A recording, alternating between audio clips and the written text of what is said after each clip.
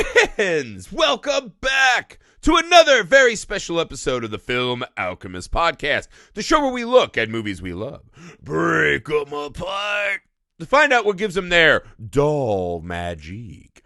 I'm your host, Josh Griffey, joined as always by my barely stapled back together plastic murdering co-host, Alex Dandino.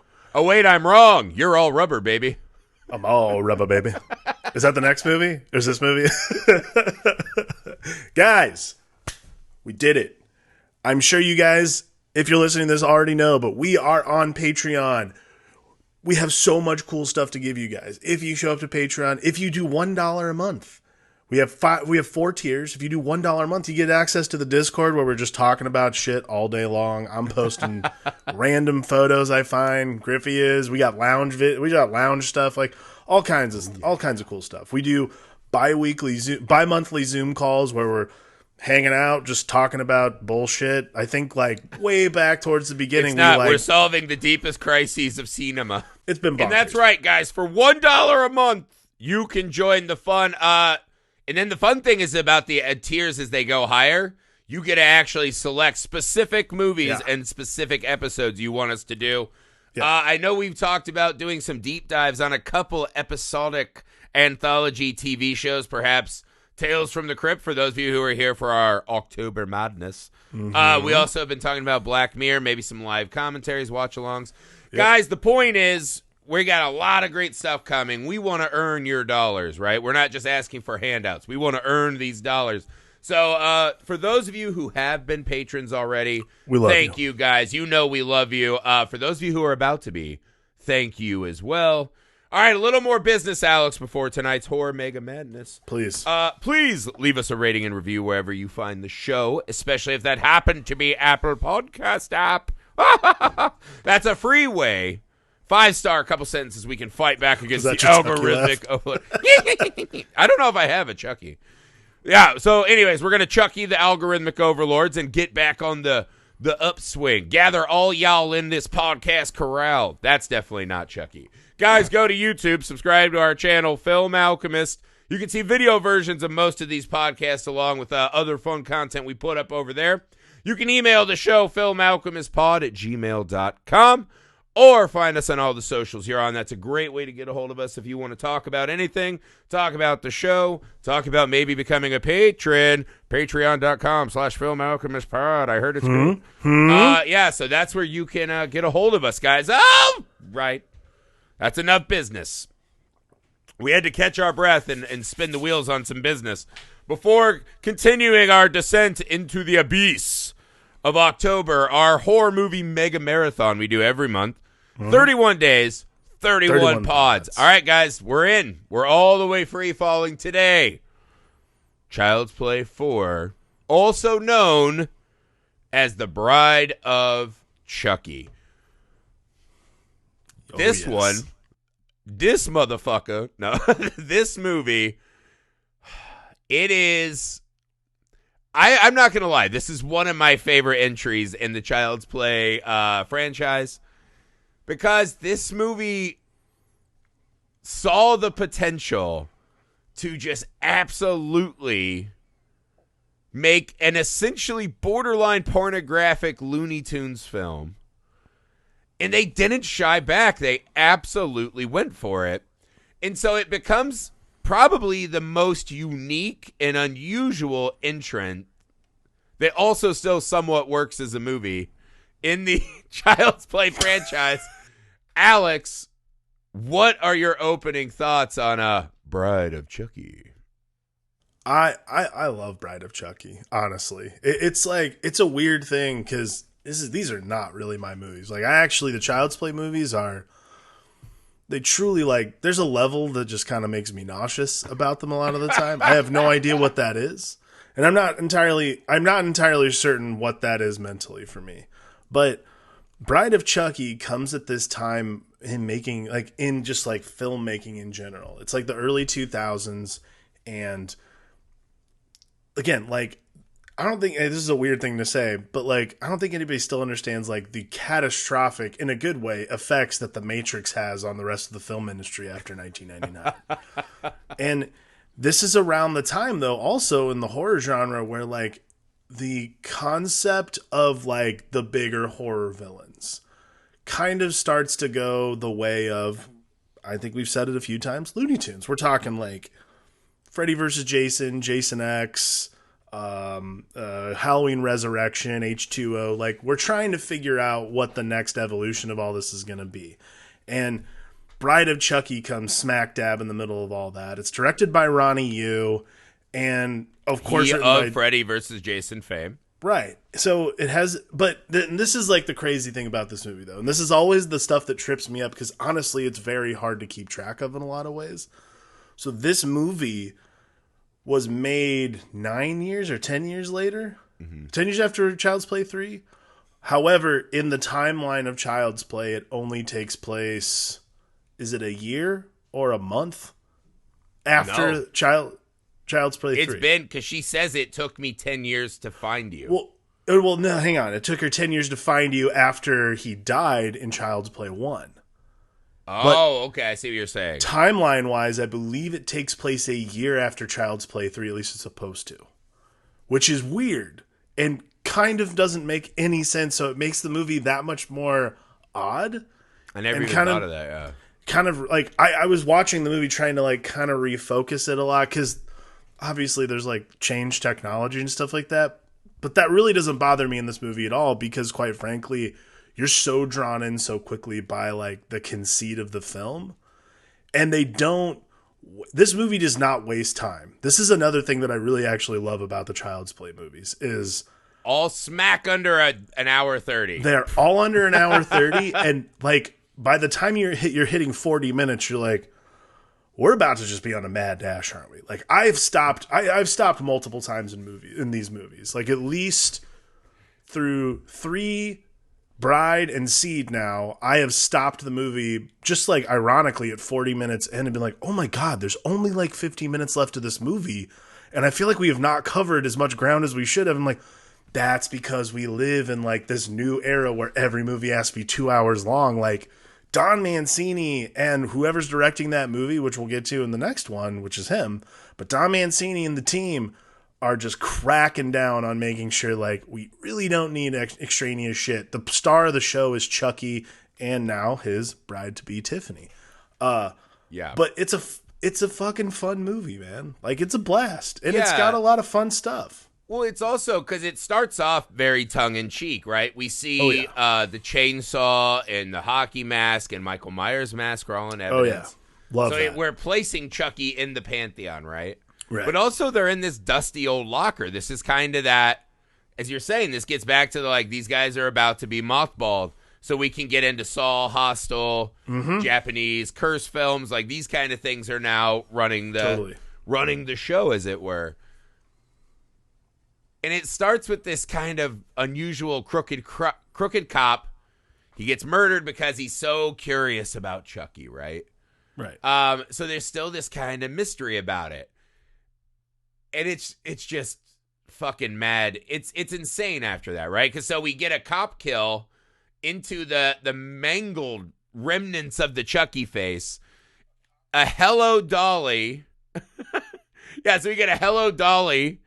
Jennifer Tilly is this woman in black, and then we just crank up the Rob Zombie Living Dead doll. Dude, I texted you the minute I was watching this, and I'm like, I will never turn off a movie that starts with a Rob Zombie like soundtrack, like Needle Drop. Like that is going to get me my ass in the seat every time. But like the way that intro, by the way, like the cop pulls up, the way the whole bit is shot is awesome. I love the throat slice in that. Like it's his throat gets sliced. He drops like out of the side of the car and just the pool of blood under him, and then you just come right across, and there's Jennifer Tilly, who like I think Jennifer Tilly's wonderful in these, and she's like the perfect voice for Tiffany.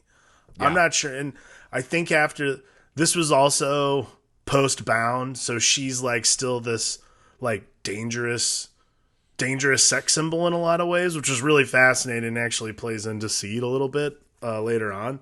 But the movie itself is starts off with such a hit. Like that plus Rob Zombie is just like I was in, man. It kind of lets you know, like, we're still doing some of the Chuckiness, but you can see some of the kind of Monster Energy Tour fucking bullshit creeping in, right? Like, now Chucky's sponsored, like, he might as well have, like, yeah, he might as well have, like, a little dirt bike vest under his fucking, thing. This is going to be hardcore. But then we get to the trailer and we get back to some of this kind of good world building of Chucky, right? Right. So not only have we announced Chainsaw, Michael Myers mask, Jason mask. So whether they are there as characters themselves, they are there as fictional characters who have inspired other crimes. Right. They mention in the trailer Mickey and Mallory with they do Bonnie and Clyde as if these are real human beings. So now they're incorporating natural born killers into this universe. Yep. So you start thinking of this fucking wild world that we're in.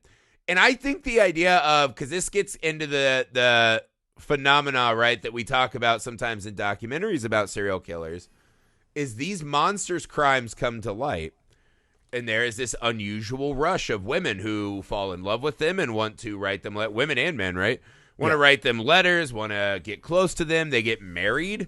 Like Manson got married on death row when he was old as fuck. This happens a lot. And so I think the idea of the woman who is drawn to the dangerous nature of this, that's a really funny fucking place to start, right? And of course, they undercut it immediately with the Voodoo for Dummies book and the Hot Topic Killer, whatever the fuck that guy was. There's a lot of these like really weird tongue-in-cheek bits at the top. Because I agree, like, it's a really good, it's the natural evolution of like whatever this is. Because like, you got to give it up for Don Mancini, man. This guy has written all these movies at this point, and like, for him to know exactly where this has to go, to like live too, to keep going specifically, it takes skill as a person who isn't like, there's a level of like lack of preciousness with it, I think, that is really impressive when it comes to the Child's Play universe, because I think in the hands of anybody else, and like you and I write, we talk about that a lot on the show, like,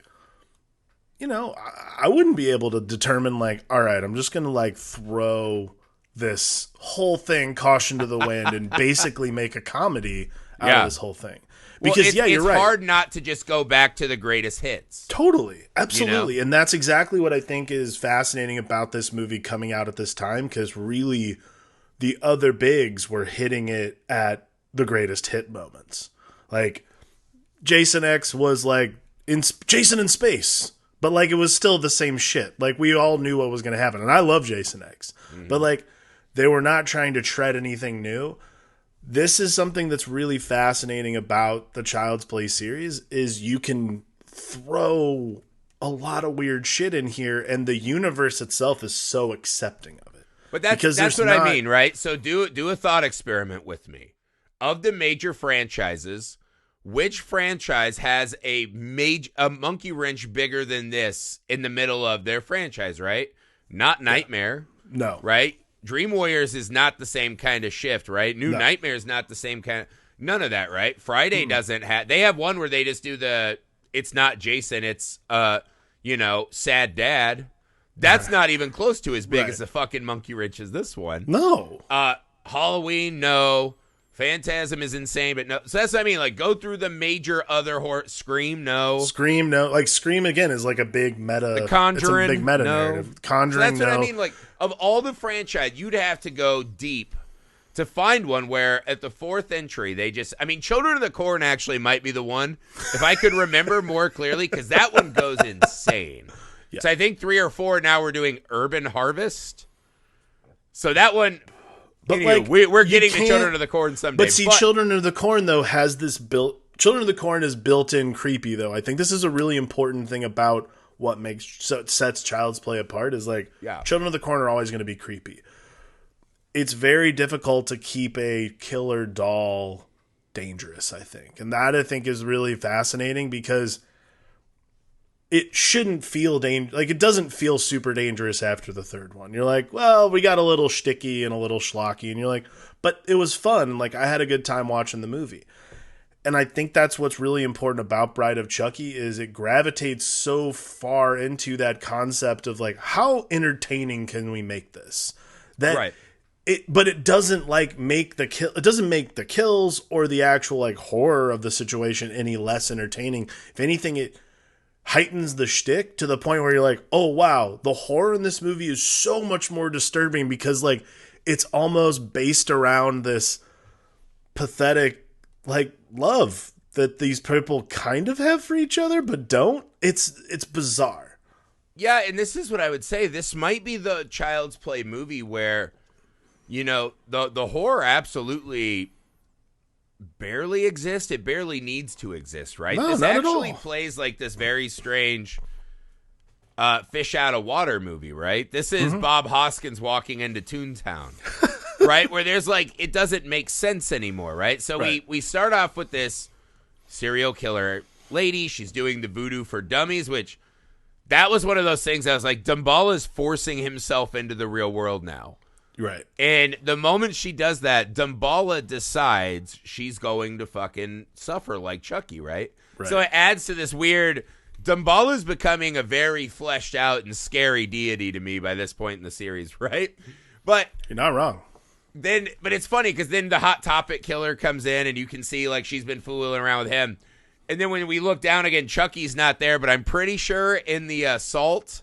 I'm pretty sure that a cheeky art department bastard drew a big dick in the salt where Chucky was laying, right? Maybe we're to believe that was Chucky doing the dick on the way out, or maybe that's Dumbala drawing the dick, and he's like, it's coming. Right. And but we get into this. So there's a weird menage a Chuck, right? So we're gonna fuck on top of this fake killer. Menage a Chuck. And we see that they were a thing. And then they unveil this next part, though. This is the Bride of Chucky clutch moment, right? So we reveal that she was his lover when he was still in human form, Charles Lee Ray. Right. And that she thinks they were going to get married. And Chucky and just the all-time kind of reawakening. And again, we always do this. This is the one where I really was like, what are these souls doing between movies? I have to know. Right. Is Chucky's soul trapped in a, I don't know, good guys cartoon universe, right? Like there's a great beat in Dragon Ball Z, if you used to watch that, right, where they're one of their biggest enemies, Frieza, gets killed and goes to hell. And his hell is he lives in a land of infinite cuteness. And he just sits there mad, stuck in a cocoon as these cute creatures like live a cartoon life around him. And so in my mind, I'm like, is that what Chucky's doing? What the fuck is he doing? Right? And then he wakes up and he's like, oh, my ex. And some guy was like, he's not man enough for you. So we're already doing the dick jokes again. Right, and we busk into the Chuckiness. But that little bit, that little fucking window of what was Chucky doing before he takes in this first sight, it makes you think for a half a second that maybe Chucky's even taking it in like, maybe I shouldn't reveal myself to these people. Like, maybe this has gone too far. You know, it's funny. I've thought about this over the last, like, really I mean, since we started watching these back in, May now, I think. I thought about this, and it feels like a Ra's al Ghul thing, actually. Like, does he, like... Stick with me here. Does he, like, wake up like it's the Lazarus Pit and do, like, what the fuck? Like, running around, scampering, and then, like, he gets his bearings, maybe, and then he's like, gotta kill. Maybe the kill is, like, the reset moment where he's actually like, all right, I'm Charles Lee Ray. I'm stuck in this doll body. Like, that, I think, is, like, it's such a fascinating thing because I agree. Like, whatever that gap is where you're like, why are you playing hide and seek? That is, I agree. It's always weird to me. Well, imagine the threes, right? Is he in a world of nothingness? Right. Is he in a heaven or is he in a hell? Right? Is there a better punishment for him like that Twilight Zone episode where Chucky goes to heaven? Right. And it's just all stabbing buxom ladies and whatever. And then he gets pulled back down and he's, you know, in Cleveland steamer position on top of the Hot Topic killer. And he's just like, damn it, again. Like, I'm fucking back again. Right. And there's a real pitifulness. And then they double down because Chucky wasn't going to propose to Jennifer Tilly. And then just the classic shithead move that he is, he starts mocking her. Yeah. And this is where we find out that Chucky is able to be locked in a baby's crib, right? She had a nursery. She thought they were going to get him back and start their family, right? So she has some real she wants to take the monster and domesticate him, right? It's a really weird, this isn't some psychosexual thing like Mickey and Mallory, as they mentioned. No. This is a domestic Full House fantasy. Right. And she locks him in the crib. And watching Chucky sit impotently in the crib, right? Hearing him outside screaming and just being ignored. Typing naughty words on the little children's toy. Yeah. This might be the biggest indignation he suffered in the series yet. Which is constantly reminding us of the hellscape that is being Chucky. Yeah. I mean, by far his worst moments have been the fact that he's had to like deal with basically being a baby. It's so sad. I mean, she just like, when she locks him in there though, and because he's screaming, he's doing that Brad Dourif thing. Rah! And his little fingers wrapped around the handles, and you're like, that's so fucking pathetic. Right. That's so 100% pathetic. It honestly, you're sitting there and you're like, this is so, it's weird. It's not sad. Like, that's not the way I would put it, because he's clearly a bad person. But you're like, oh, dude, is he going to be locked in a cage for the whole movie? We're going to have to deal with this like crazy person who's just like clearly infantilizing him a little bit. I'm not, okay, before we move on and talk about the movie we got, would it not have been awesome to get Misery a la Chucky? Right? I mean, come on. Chucky tries to escape, so she pops his little doll legs off.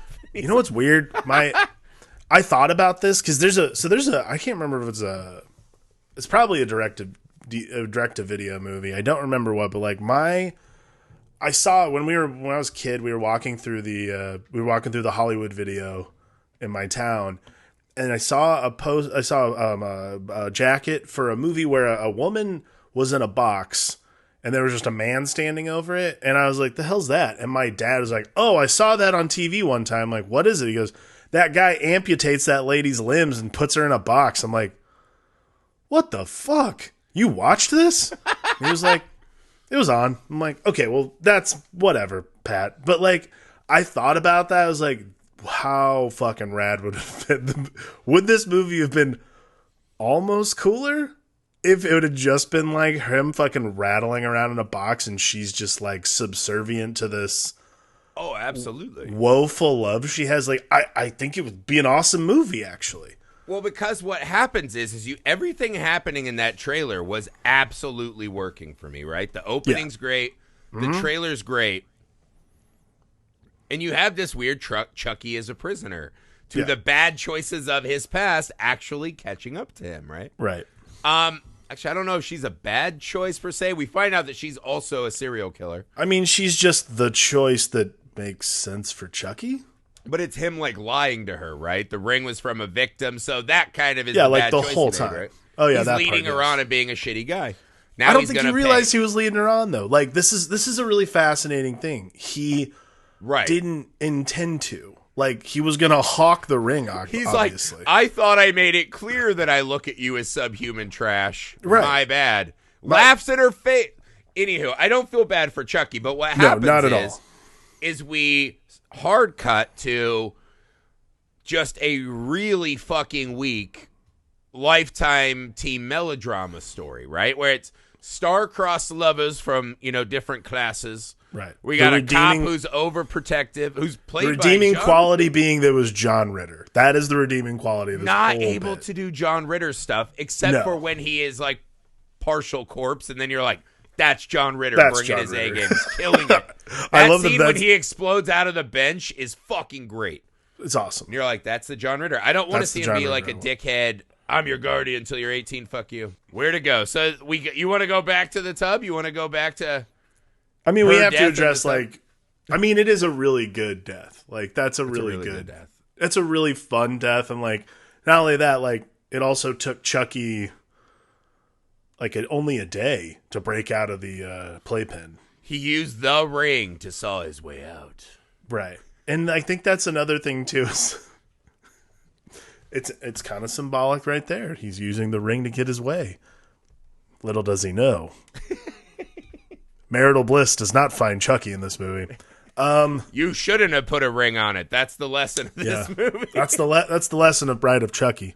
I mean, honestly, I just wanted to bring. I love. This is one of my favorite kills in the movie. Yeah, that is a fantastic death. While she's watching Bride of Frankenstein. She's watching Bride of Frankenstein. That's like actually, and I love that shot when the little TV pops back out of the water and you see just the eyes underneath the. I love that shit. That's just fucking rad. Well done. Yeah, but this is the thing, though, right? So the movie sets up on this really strange narrative, which is following these two star-crossed lovers who actually don't seem to love each other at all. No. Zero chemistry in the film. They cannot stand each other. Which actually pans out when they begin to turn on each other, right?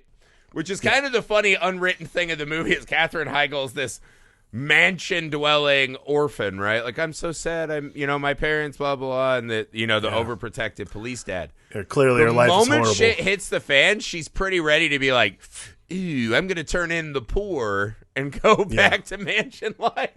And she seems pretty comfortable with that narrative, right? And so we watch them turn on each other. And it's this weird descent of both couples. And I think the movie's trying to tell you that maybe Chucky and Tiffany's bond is stronger? Oh, 100%. It's not, are they trying to tell us that? That's what they're telling us in this movie. In fact, I sat there the entire time being like, I actually hope Chucky and Tiffany succeed and replace these two because they do not deserve the human bodies they're in. Like, I didn't, because personally I was like, I could not do another movie with those two characters. I am all the way out on them being I couldn't do another movie. I couldn't do another movie with those two actors, at least. That was not my favorite. It's not my favorite Katherine Heigl film, I'll say that. Also, I don't have a favorite, so. But it's just such a weird, like, I didn't understand. I'm like, is that part of the magic? Is that part of the Damballa magic, though, where they have to pick two lovers? Well, this one changes the rules of the series as well, because now we're on the hunt for the amulet, right? So now we've changed it to where we're not pleading with Damballa, which is how she even did it in the Voodoo for Zombies book. Right. Now all we got to do is find this amulet, right? Right. We'll take and then you just call upon. Yeah.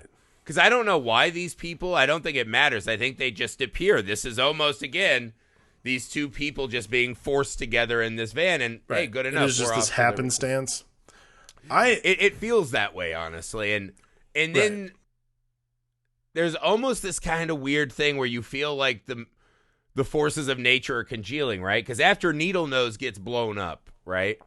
In Chucky, that's just awesome. Chucky army crawling over, flipping off the stoner. I was like, this is good Chucky, right? This is really good.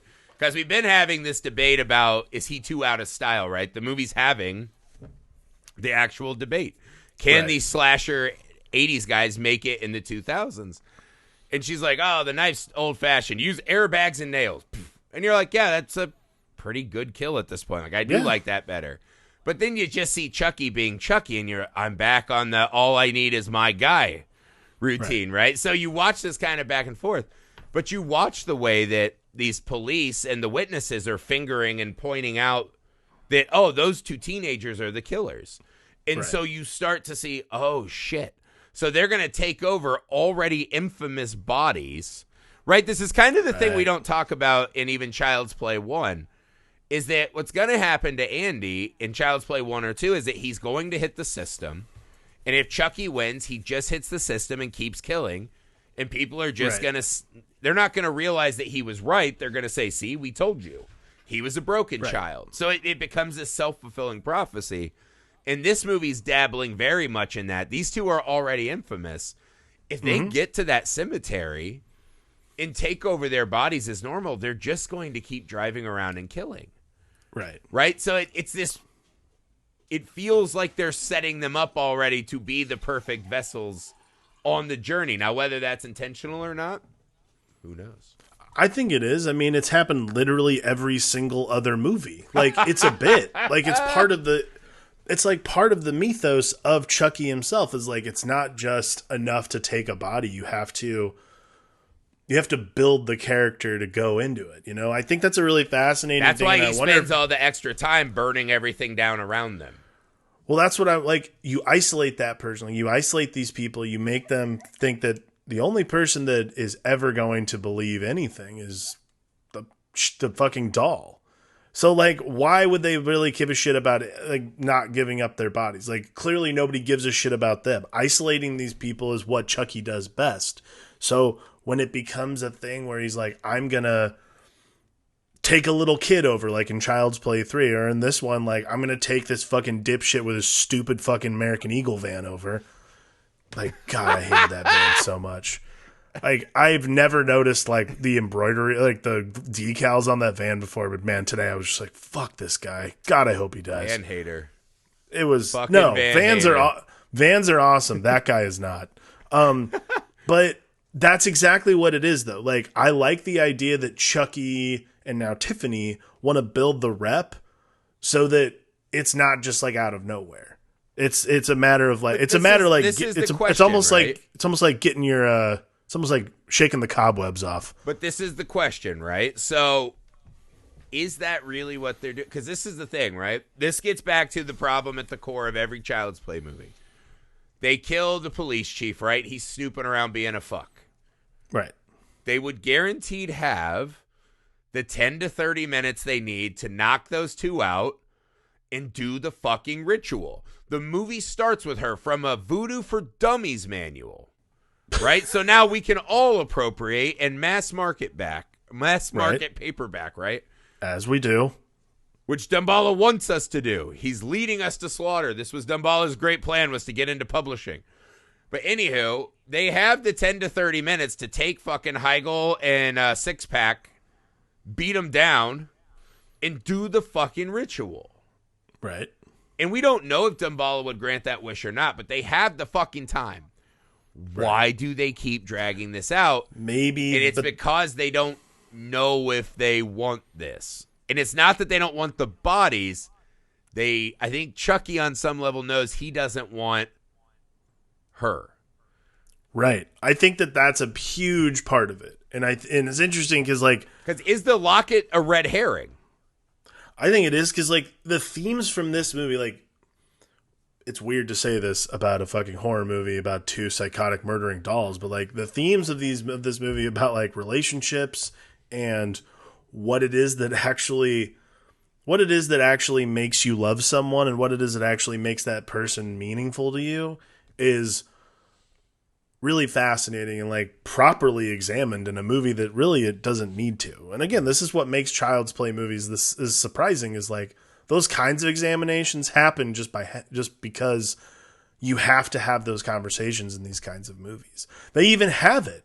Like, Chucky and Tiffany have this fucking conversation in the movie. It's a fascinating thing. In the middle of a fucking horror movie about a killer doll, you're not going to have generally, like, you know, fucking Judd Apatow style conversations about relationships, and yet here we are. Well, that's the thing, though, right? So getting back to that tub scene, he says he's going to kill her because she has made him suffer these indignations. Why does he bring her back? I don't think that's what it is. I think that particularly is about humiliating her. He was humiliated, so he's going to humiliate her back by not just killing her. But I got a vibe of Misery Loves Company, right? That absolutely, he's been 100%. getting fucking pink socked in and out of this doll, and he's just living this misery and this torture. And here's someone who kind of wants to be around him. This is probably the first time in a long time this has happened. And I think there's a part of him that just tries it on a whim to see if any of this is real at all. And I think once it hits, I think that Chucky is torn in this movie between it is kind of nice to not do this alone. Right? Well, I think it's Misery Loves Company, and I think it absolutely, that's what it is. Like, it's Misery Loves Company, and I think it's a matter of misery loving company, and then also be careful what you wish for. Because, like, it would be great to be, fun to be a two-hander for a while, that's nice. And then you realize that it's not just that, it's forever. Like, that's what relationships are, especially this kind. Yeah. So what's interesting is this like sort of buyer's remorse Chucky's almost having throughout most of the movie. And then like she is so much more psychotic than he is. Like I think that's a really fascinating thing, and obviously it's got its own sort of like feminist and anti-feminist undertones, but like because she's so much crazier than he is in a lot of ways, I think that he sees like I think he sees the other side of it. It's almost like staring into a like cracked mirror for him and being like, you know what? I really like doing my thing. I do not like doing this thing. This is not what I'm here for. Well, I think what he looks at Tiffany, and she's probably the only person that doesn't look at him as a joke. Once she's in the doll, right? She obviously makes a joke out of him before. Sure. But there's a little phase there when they're killing Needle Nose and the sheriff and this and that, and they're just getting on with it and having like some sitting around and just having chuckles together. Yeah. Right? There's a really long scene. You're like, why is this still going on? Where they're just laughing together on that bench. Right? Mm-hmm. And they're smoking joints together. They're just having a hang. Having a good time. When did Chucky have a hang? He wakes up and he has one, I got to get a body, mission. Now he's having a hang. And so I think there's a part of that he likes. And again, I think the weird thing is, I don't think Tiffany's more psychotic. I think she's scarier psychotic. And that Tiffany seems to still want things. She still has values. Whereas Chucky's just a pure chaos, but she still holds Martha Stewart in esteem. She still mentions her mother's philosophies 50 times. Oh, hang on. Her mother's philosophies are fucking terrible, all right? They're old-timey shit that, like, I heard growing up, right? But it makes sense, though, that she still has at least some honor code because she's only recently a doll. She was a person until a day before this movie. So she still has this, like, she thinks there's something to be salvaged. At this point, I think Chucky's like, oh, this is house money. I have a company now. Right. But see, I think that's another thing, too, is I don't consider, like, Tiffany for me is never a human because she's clearly a monster of some kind. It doesn't matter. Like she is a serial killer of her own, yes. Right. Like she's a serial killer of her own ilk. She's a monster in and of herself. Yeah. Like her humanity is pretty much a give and take scenario anyways. Well, once you see the crib was a cage, and she mentioned her mom, I thought we were going to get the reveal that she killed her mom. I mean, we could always just assume that. That's the character I was building. That's not what comes to pass in later volumes, but like for me, Tiffany's humanity or like her code of honor or whatever is more just like it's more in competition in the awe she has still of Chucky. It's this weird sort of reverence she has for his MO. And I think because Chucky is used to this now. I actually do not think anything, I'll say this. I don't think anything happens to Chucky after he's been killed. I don't think his soul goes anywhere. I think it literally just lies in wait in the body itself. You think it's a blink and he blinks back up? He's like, I'm back. I do. I mean, like, I can't imagine it being... I think that would be far more devastating, and that's why when he wakes up, the first thing he wants to do is kill something.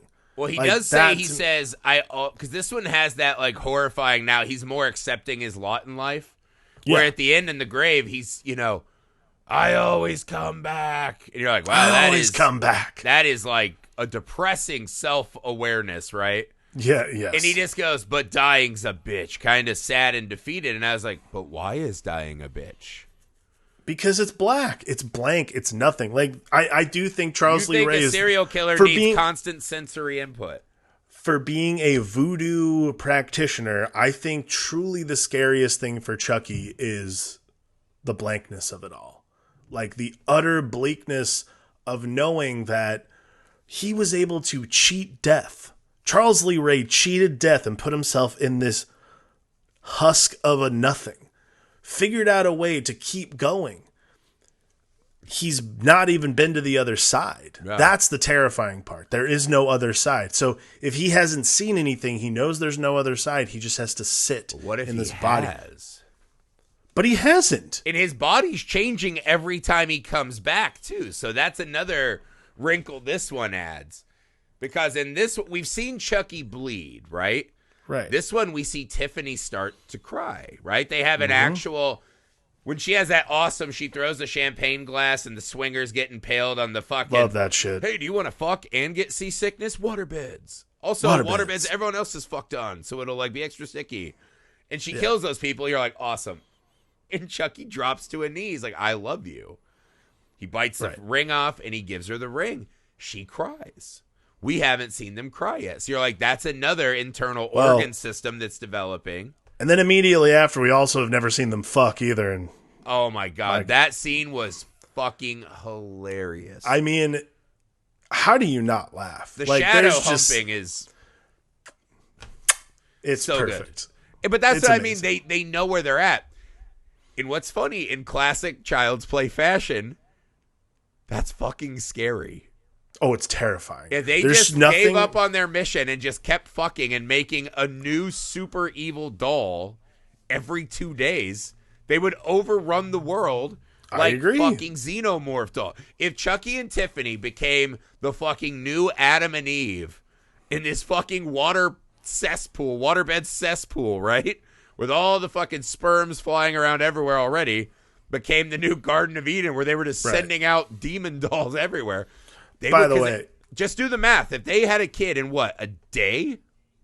They had a day. So after a week, you've got 7 kids. They all start having, boom, new race is taken over. So now they're not the dolls.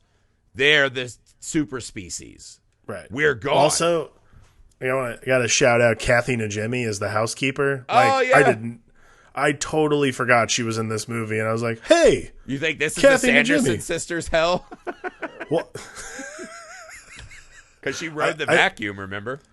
I legitimately thought that I was just like, is this going to be a thing? Like, is she? Because like, you don't just throw Kathy Najimy. Such a waste. And yeah, I'm like, you just throw Kathy Najimy. I'm like, oh, that's it. She just screams and the scene's over. Whatever, it's fine. She should have been the swinger lady. That would have been a. She didn't even get a good. Like Ritter gets such a great kill. She didn't even get a good kill. She got nothing. She just walked in. What a waste. But yeah, so all that doll making brings. I mean. Now, I have to ask you this, though, because this raises another horrifying. Not only could they have been the Adam and Eve of a new super species, right? This raises a really important question that we haven't broached yet. I can't believe it. Did the Good Guy Corporation make a doll with a dick and another one with a vagina? Or are these little malformed growths? Because in the Seed of Chucky, we see there's definitely a dong. So there's a penetrative act. So is this a growth that Damballa gifted him as he kept coming back? It's not a gift. It's a matter. Like, remember in the first one, they said he's like, as long as he stays in the body, he starts becoming more human. Right. That's what it is. But Chucky never acknowledges his crank in the previous 2 sequels. I mean, what was the point? There was nothing to crank. But there was.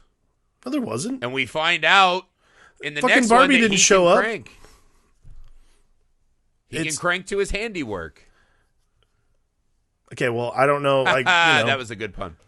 Something tells me Don Mancini cut often the Chucky masturbates in blood. Well, something tells me that by Bride and Seed, he's like, actually, I want that a lot. Yeah, he was saving it. Duh. Because that's what I'm saying. Was this a little fucking evil, malformed gift from the black arts, right? That you got the dark black magic gives you a little malformed nub?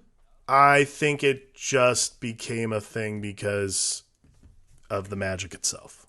The nature of the magic obviously provides. That tells you something also about Damballa. Well, then you see, remember when you see in Seed at the very beginning when the engineer's going in the back and it's all blood and guts.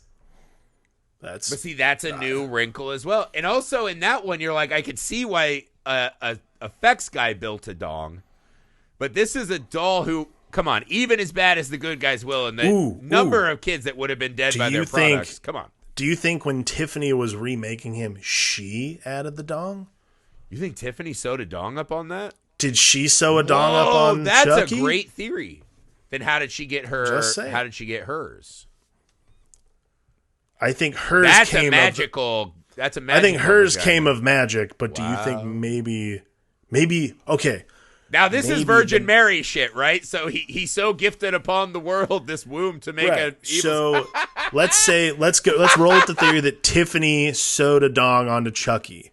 Do you think part of her magic, the magic she receives to become the Tiffany doll, is also to become anatomically correct as well? Or is Damballa trying to punish them? Right? That's what I'm saying. Is that part of the punishment? Whoa. Because Chucky violates the magic to begin with. Chucky's reconstituted, and she provides him with this, doll dong.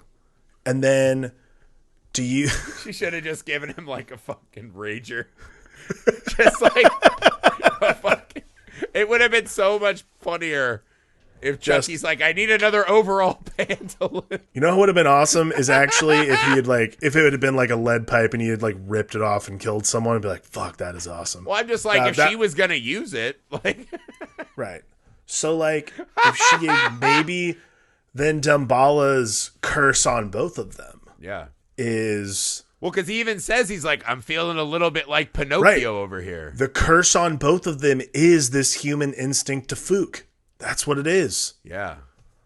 And give birth to this fucking demon seed that'll rage forth from the garden. Can we please talk? It's my favorite scene in the movie. But hold on. Let me do this real quick. So, do you think... Because the Pinocchio thing becomes funny, too, because it's the symbolism of when he gets stiff, he's lying. Right. Right? Had that happened to him before? No, not that I know of. Wow, I think this is a new addition. Yeah, okay, I'm with you. I like this. You want to jump? There's some teen hijinks. The teens all hate each other. You get it. Like, everybody hates each other. There's knives thrown. It's fine. Super good best friend who comes to save the two people that are shitty lovers gets fucking obliterated by a truck. That fucking sucks. God bless it. I've seen it in a lot of movies. I love like people being exploded by cars. I don't know why. That's just like one of my favorite effects in movies. But we got to talk about the ending where, and actually I texted you, I was like, this just feels like a humanoid's rip. Like, it was great. It was just like, so the cop that shows up, we have like a repeat of Child's Play 1, where he's like, no one's going to believe you guys that this happened. Mm-hmm. After she like blows away Chucky. And then the cop basically has... It's like plays chicken with himself, where he's like gonna touch Tiffany's face. She freaks out and wakes up. She's been like burned alive pretty much. Yes. And then, I'm not gonna lie, I got nauseous when she fucking like her, I don't know what you want to call it, but her water breaks or something explodes out of her nethers onto this guy's face. And I'm just like, oh my God. A little just razor tooth and demon thing. Razor tooth little demon doll claws his way out of her, and I'm just like, holy shit. I'll bet if that kid would have been born in the back of the van, Chucky's like, we're doing this forever. Then we would have had the Garden of Eden. But this is the thing, right? Because one of the things I'll really take from this, there's a really small moment right after the best friend gets smashed by the truck, right? Mm-hmm. So the dolls have now revealed themselves. So we're in like this multiple person standoff, right? With dolls and humans. Right. Love it. Absurdity. It's funny.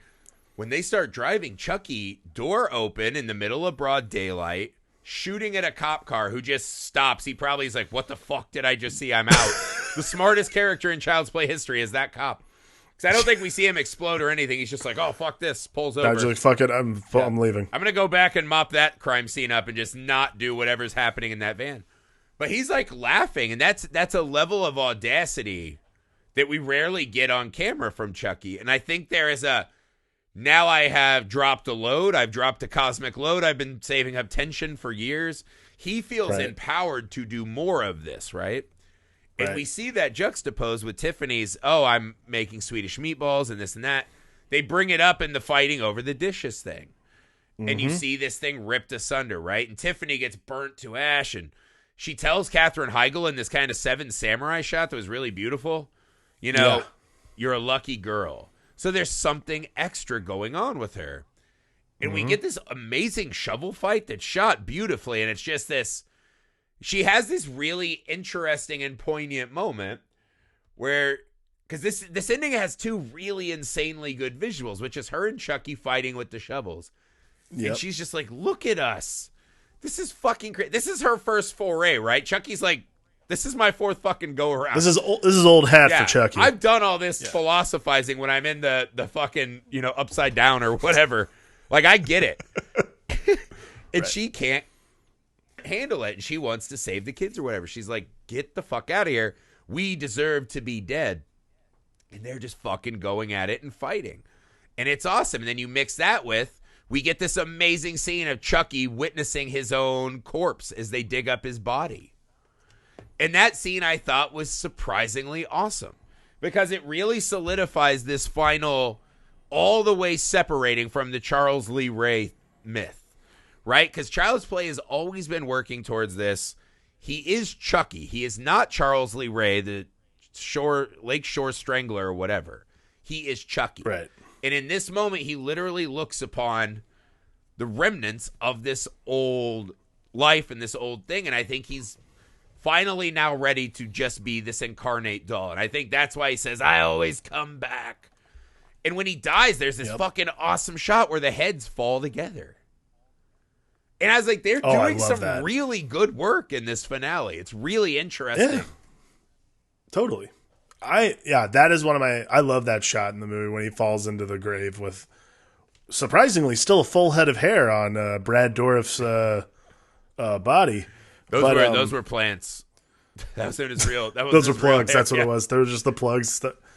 Yeah, it does a lot of work, and I think like that's what makes these kinds of movies worth watching. Is like when that kind of stuff happens, which isn't emotional per se, but like triggers a little bit of something where you're just like, whoa, like these could go on forever. Like he knows, like the knowledge that you will not die. And like this, like the knowledge you will not die because the inevitability of people being dumb and like showing up and doing something stupid. That's what I love about Chucky is Chucky's like foreknowledge of how dumb people are. He's like some idiot is going to show up and dig me out of this, and I'm gonna come back. That's all it is. It's the hell of his own choosing.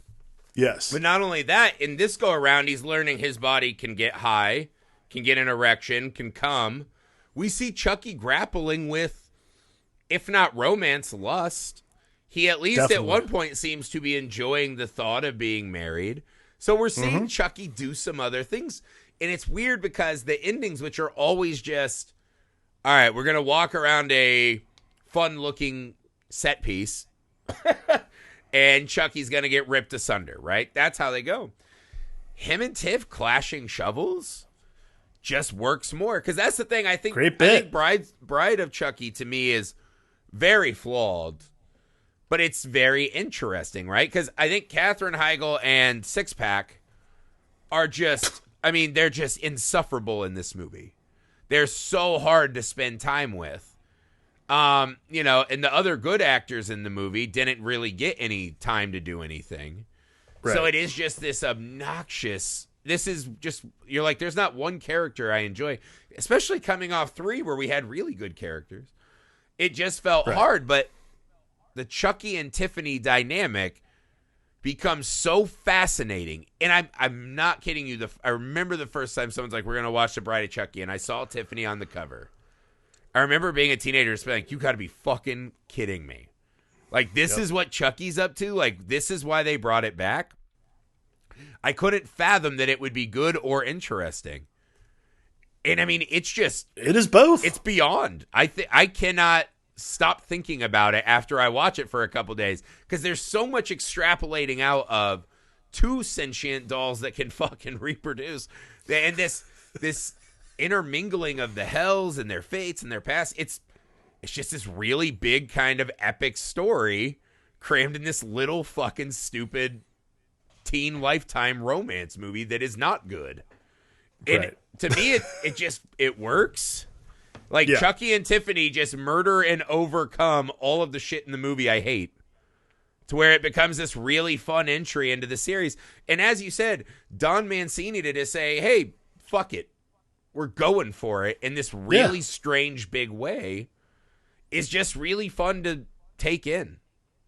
I agree. It's a blast, man. I cannot imagine a better way to reignite interest in a series than Bride of Chucky. And the greatest ending in the series. That final Shefaki. So good. All right. That's it for Bride of Chucky. We'll be back tomorrow. Brace thyself. Gird thy rubber loins for the Seed of Chucky. Banana Town. We're going full banana cray town on the next Child's Play Seed of Chucky. Guys, thank you so much for being with us. We know it's a ton of pods. We appreciate that you take this dive into the horror beast with us. Again, make sure you join our Patreon. Patreon.com/FilmAlchemistPod.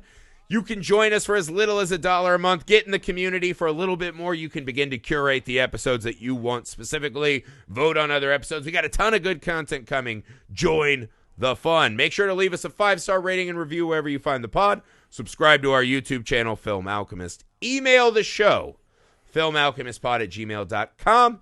Find us on all the socials you're on. More than anything, guys, thank you so much. We look forward to October all year long. We put in a lot of work already for a this. Blast. And you guys always deliver and make it so worth our time. Already, I'm excited for the rest of them. Thank you. Thank you. We'll see you. Well, we'll see if you thank us tomorrow as we do Seed of Chucky.